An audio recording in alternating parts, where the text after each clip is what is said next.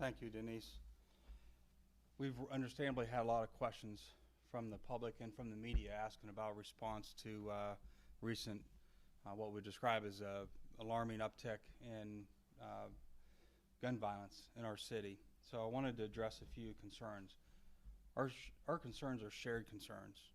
Officers that respond to these crimes are in danger. People who live in these communities, what we would normally consider safe spaces around libraries and in parks, are and in their homes find themselves in danger. So the police and the community have a shared concern here, and we want to address the gun violence that's occurring in our cities, just specifically in the past few weeks. 42%, almost half of the victims of our gun violence are 21 years age or younger.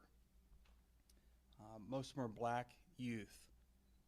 It's disproportionate, the number of people that are victim of these crimes in our city. And our felonious assaults are increasing as well. We're talking about homicide numbers and what's occurring there, but what about the individuals who are shot and are able to get to hospital and be rescued?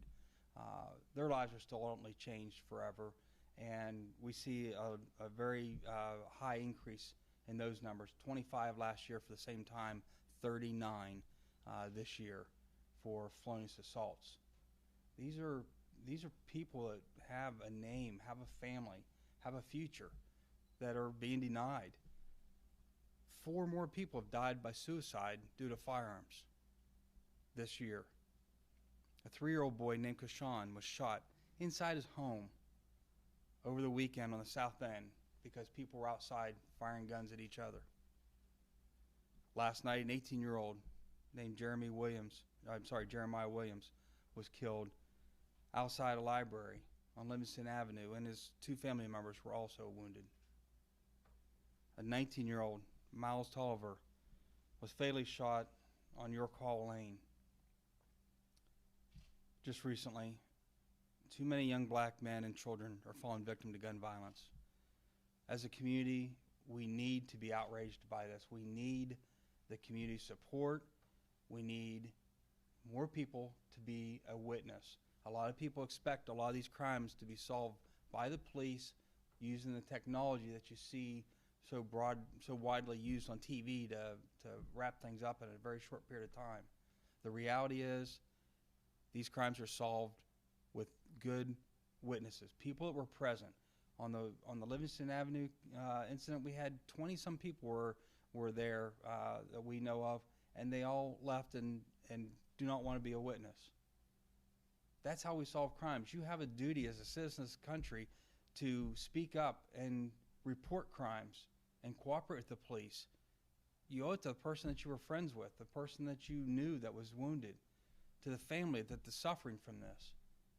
Speak up, come forward, get a hold of us, call Crime Stoppers, do it anonymously, but help us solve these crimes.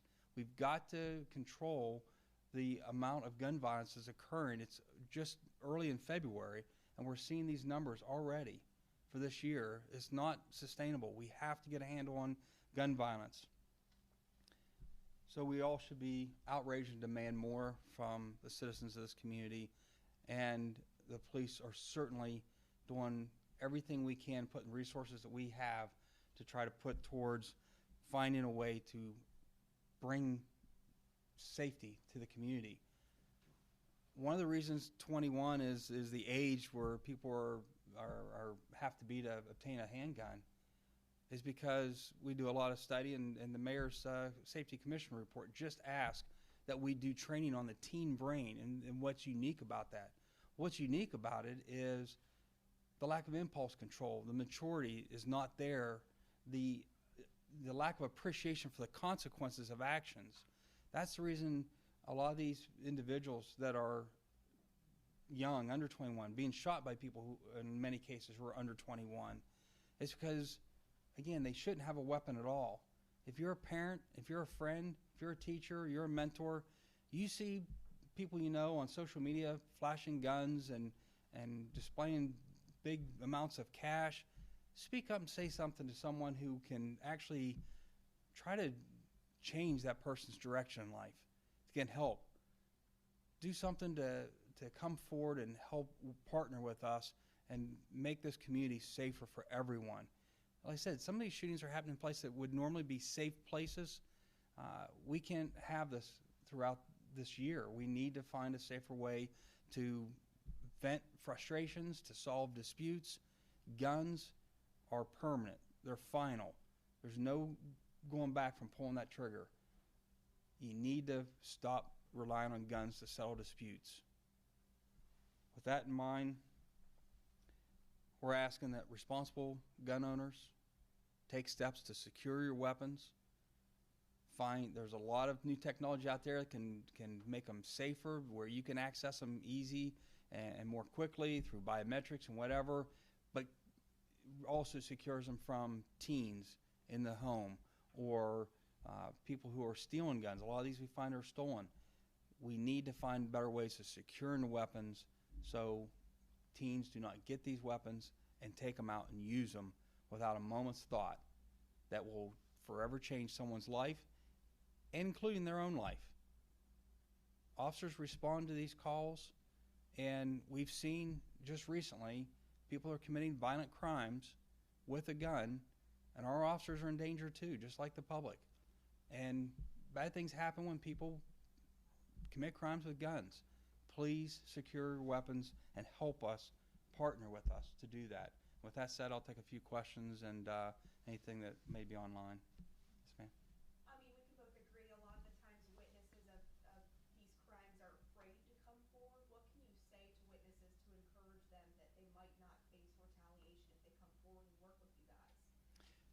Thank you for your question. The question is whether people are afraid to come forward and how we can ensure that they're not going to experience retaliation.